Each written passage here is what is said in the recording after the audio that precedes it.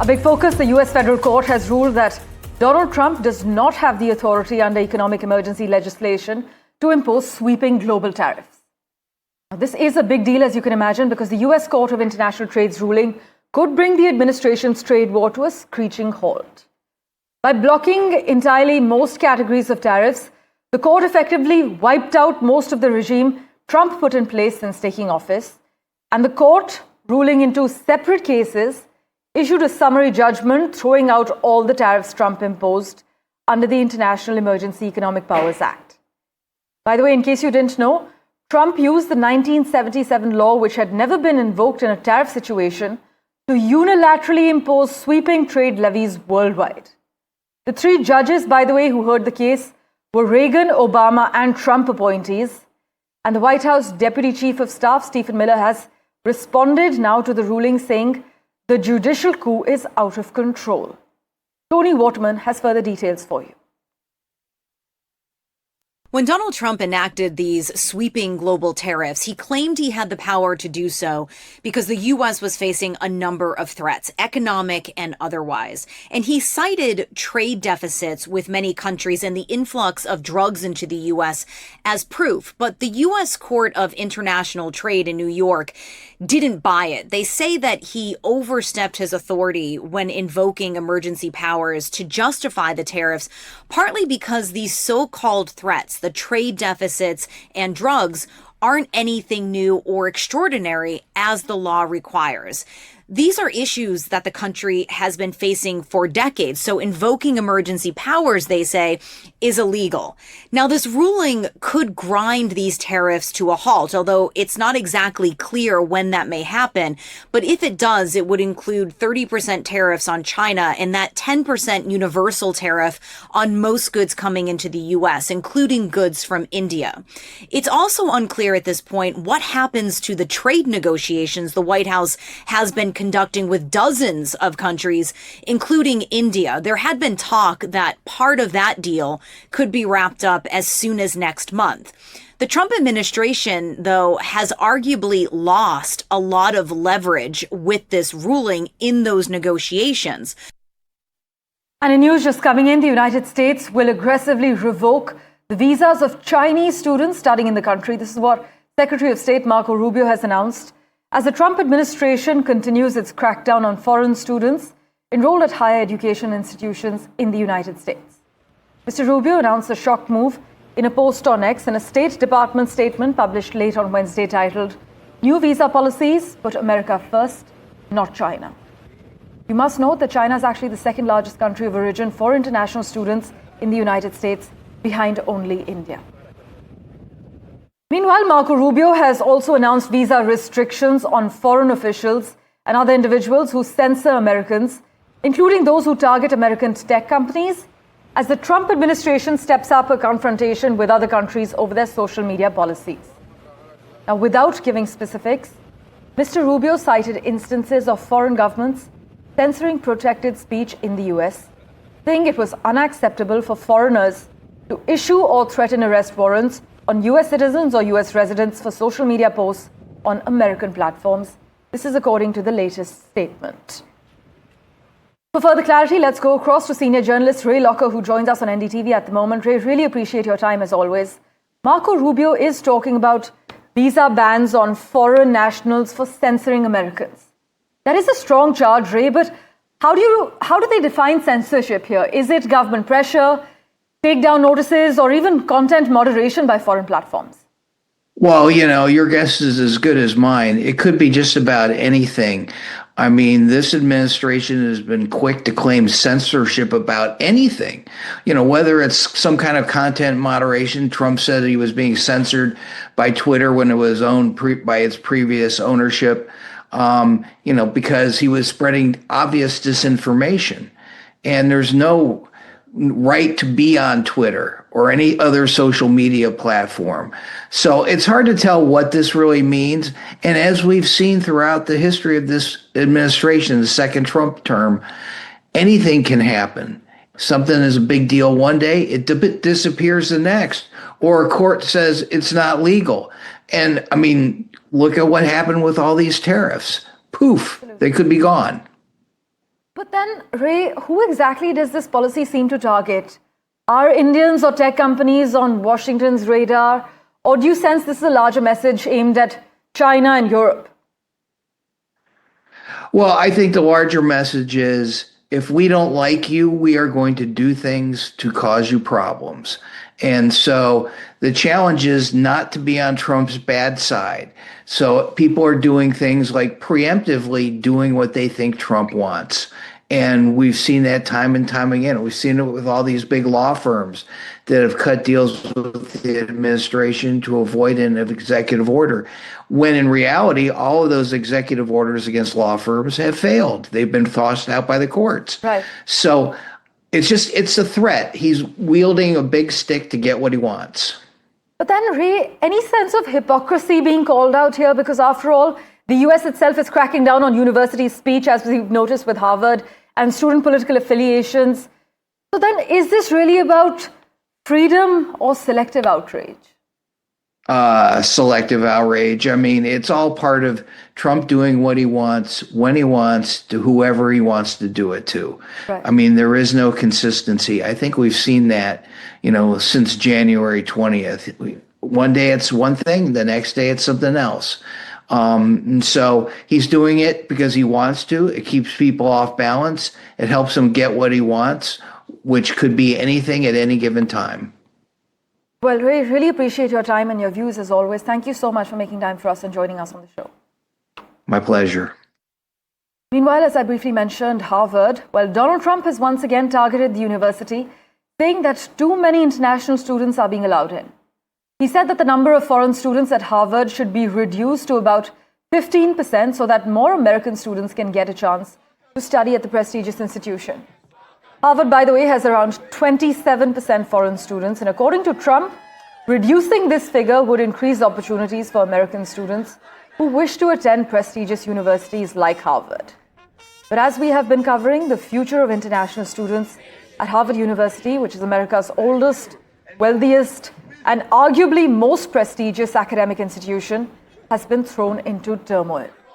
The Trump administration's recent move has sparked outrage, panic, and also legal challenges. Take a look at this report of NDTV's From Ground Zero as the Trump versus Harvard row intensifies.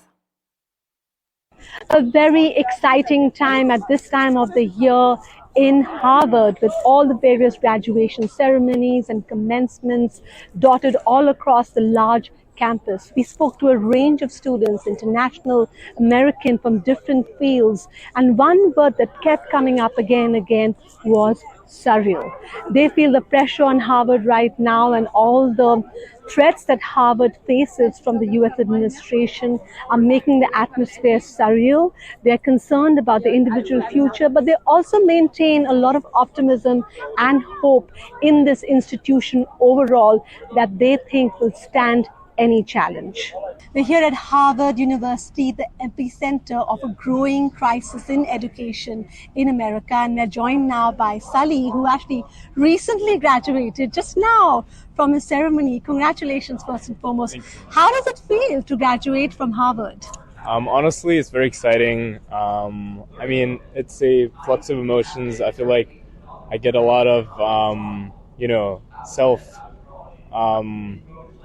I get a lot of self-criticizing thoughts about how I could have finished the school if I were to repeat it again. But it's a relief because these 4 years here were super demanding, and I'm very glad to just be out of here, honestly. So it's nice to be here. Sully, tell us what you studied, and also what was your experience like at Harvard? Yeah. So I'm studying economics. I'm an undergrad. Finished with an economics degree.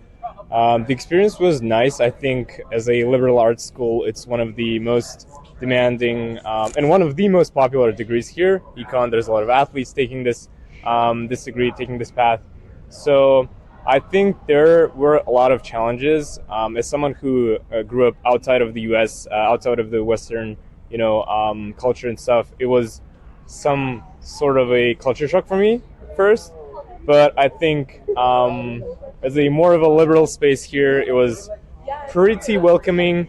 The presence of international students isn't like very large per se at Harvard College. I think it's about 10-15%. It's more for the whole Harvard University stuff, but Harvard College, students from Harvard College as internationals are not very, there isn't just a lot of us, but it was fine.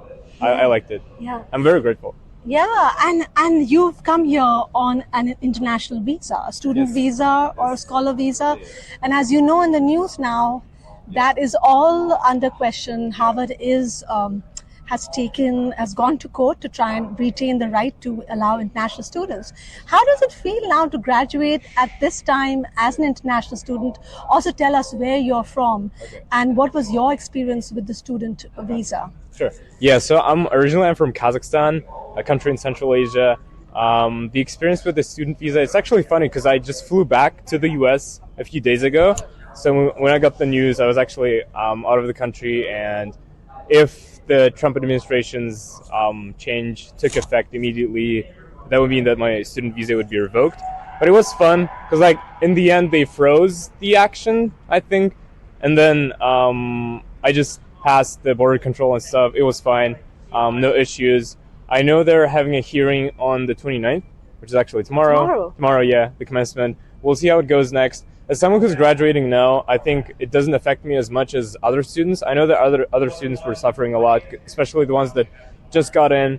Harvard actually sent out some emails a few months ago for newly admitted students that they should matriculate to other schools as well, just in case they have like visa complications. Well, meanwhile, billionaire Elon Musk has said that his time leading Donald Trump's cost-cutting task force is coming to an end. He was designated as a special government employee, which allows him to work a government job for 130 days each year. And measured from Trump's inauguration on the 20th of January, he would hit that limit towards the end of May as expected. But Elon Musk thanked Trump for the role in a post on X and said that he believed the cost-cutting agency would become a way of life throughout government. Tony Waterman joins us with the latest on this as well.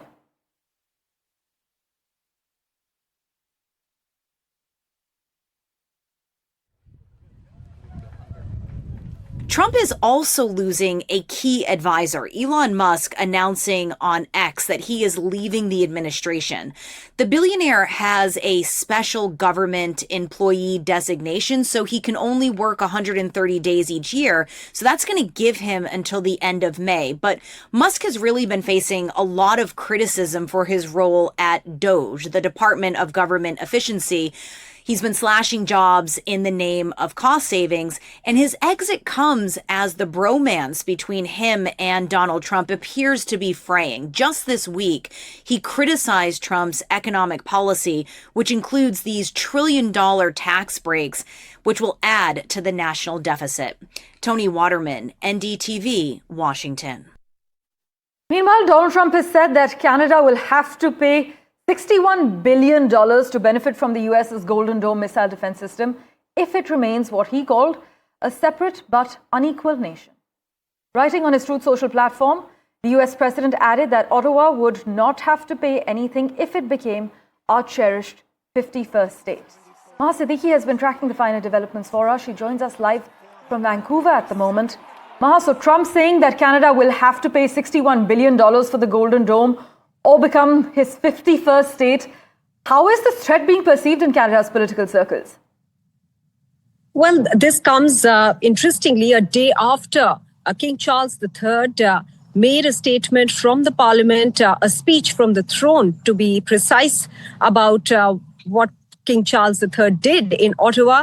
And that was, in fact, to send a message to the United States about the sovereignty of Canada. And this statement by Donald Trump saying that either Canada pays $61 billion for joining the Golden Dome or becomes the 51st state of the United States comes in the backdrop of that speech from the throne by King Charles III. So this is an interesting timing, coming at a time when Donald Trump had not mentioned or referred to Canada as the 51st state from the 6th of May, really, since the last conversation happened between Prime Minister Mark Carney and US President Donald Trump. But today is also the day when a federal court looking at international trade in the United States has also paused the punishing tariffs, the Liberation Day tariffs that are also called the Trump tariffs for some time, though the Trump administration has challenged that order. But that is also very closely linked to the friction between Canada and the United States, because the Canadians believe that economic coercion is being used as a means to weaken Canada and carry out the annexation. So all this very closely linked, and all these developments taking place within the last 24 hours. Parmeshwar. Maha, as always, thank you so much for breaking down the latest details for us. In other crucial news, Saudi Arabia has announced that the annual Hajj pilgrimage will begin on the 4th of June after officials have confirmed the sighting of the crescent moon. This year, the day of Arafah will fall on the 5th of June, followed by Eid al-Adha on the 6th of June, according to Saudi authorities. Well, news and updates continue in a moment, right after this very short commercial break. Do stay tuned.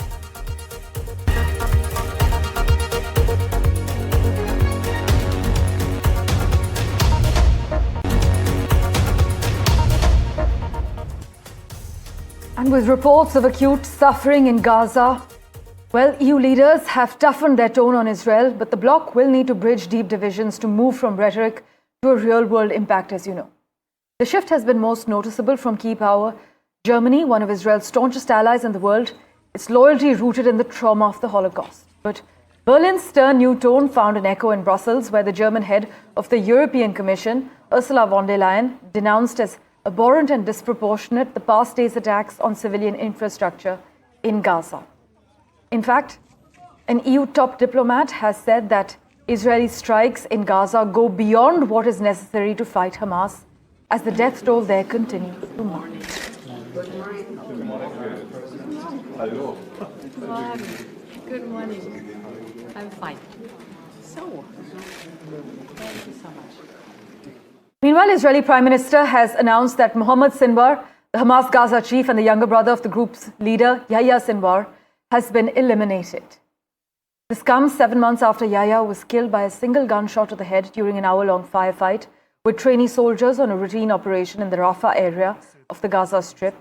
But will this now weaken Hamas's hold or further fragment its leadership across Gaza? Well, listen in to Trent Murray's report from Tel Aviv. Well, the Israeli Prime Minister Benjamin Netanyahu has said the leader of Hamas in Gaza has been killed by the Israeli Defense Forces. Now, this comment came during a fairly heated debate inside the Israeli parliament. He made that announcement to other lawmakers, and it follows rumblings and rumours here in Israel about the whereabouts of Mohammed Sinwar, the leader of Hamas. Now, back on May 13th, the IDF launched an airstrike on what they said at the time was an underground command and control centre in a bunker underneath the hospital, the European hospital, I should say, in the Gaza Strip. Now, at the time, the rumours were here that the target was Mohammed Sinwar, the leader of Hamas, but there had been no official confirmation from the Israelis. Well, clearly, that has now all changed with this official announcement from the Prime Minister. Mohammed Sinwar had only been in the job for less than a year. He took over the leadership of the group after his brother, Yahya Sinwar, the longtime leader, was killed in a separate Israeli airstrike last year. So it appears, based on what we are hearing from the Prime Minister now, that the group is once again having to find a new leader after coming under incredible pressure from the Israeli Defense Forces, particularly in recent months that they've stepped up their operations. I should just mention also that IDF sources are telling some Israeli media outlets that they're still not 100% sure that he was killed in this strike, but clearly the Prime Minister and his intelligence is believing that this indeed is the case. We've not had any official word yet, though, from Hamas. Trent Murray for NDTV in Tel Aviv, Israel. Vishal Vivek has also been tracking all the developments very closely. He joins us over the phone line at the moment. Vishal, so now the big question remains whether this will weaken Hamas's hold or further fragment its leadership across Gaza, right? That's exactly right, Parmeshwar. And Hamas's leadership has already been fragmented, and he was one of the most senior figures. He was the most senior figure in Gaza for Hamas, and he has been killed. That's been confirmed by Israel. But Hamas is yet to comment on it. Just a few days ago, reports had been coming in that said that there is the likelihood that Mohammed Sinwar could have been killed in an airstrike, but Israel had refrained from confirming it. And then came the comment from Israeli Prime Minister Benjamin Netanyahu last night, which confirmed the leader's demise. The nature of attack has not been revealed, but it was reported just a few days ago that it could be a possibility that one of the big hospitals in Gaza was bombed to attack Sinwar. And he was believed to be alone at the time of the attack because many Gaza leaders in the past have been, accused of using human shields. Right. So that is what IDF did. It located Sinwar when he was reportedly not with any hostages, and that's the opportunity the IDF used to eliminate one of the biggest leaders of Hamas in Gaza. Well, as always, Vishal, thank you so much for joining us with the latest details. Benjamin Netanyahu has announced that Mohammed Sinwar, the Hamas Gaza chief, has been eliminated. And this comes 7 months after Yahya was killed by a single gunshot on a routine operation in the Rafah area of the Gaza Strip. We'll keep tracking the latest for you, as always, regarding Israel and Hamas as well. Just like to thank you for investing your time in watching this edition of The World 24/7. As always, we'll keep tracking the latest updates for you. Do stay tuned.